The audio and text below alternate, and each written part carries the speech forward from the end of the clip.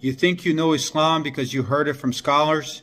You think you know Islam because you heard it from trusted authorities?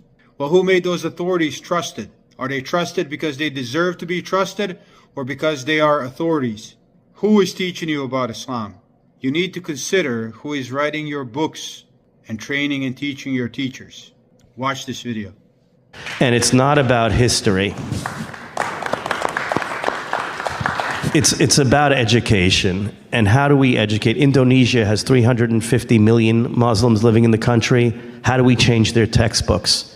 How do we hold the people in Gaza accountable that if America is paying for UN textbooks and supposedly the changes are made, why are those textbooks not being used and why are they using their old textbooks? How are we going to determine whether they're following along with that portion of the agreement?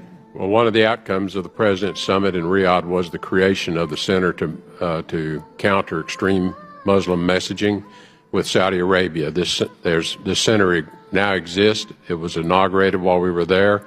The center has a number of elements to attack extremism around the world. One of the elements that we are visiting with them about, and they have already taken steps, the Saudis, is to publish new textbooks that go into the schools that are in the mosque around the world.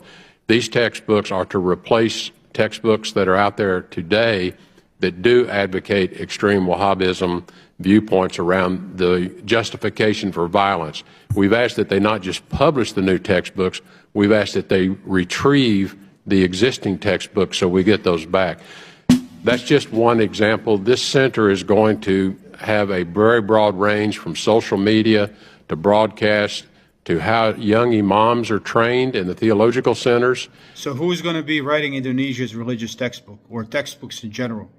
Who is going to be rewriting Saudi Arabia's religious textbooks? Who is going to be educating young imams in Saudi Arabia who are going to be educating you? And where else is this happening? Not everything is as it seems. Sometimes your religion is attacked through the avenues you expect the least, your trusted sources. This is why they want to take control over your textbooks and over your educators. And you can clearly see it. They don't hide that. So go back to the Quran.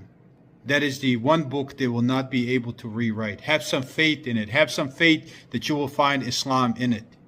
And have some faith that Allah gave you the same ability to reason and read as He did to every other human being. Somebody is teaching the scholars, and that somebody does not always have your best interest in mind, and that somebody manipulates your religion against you.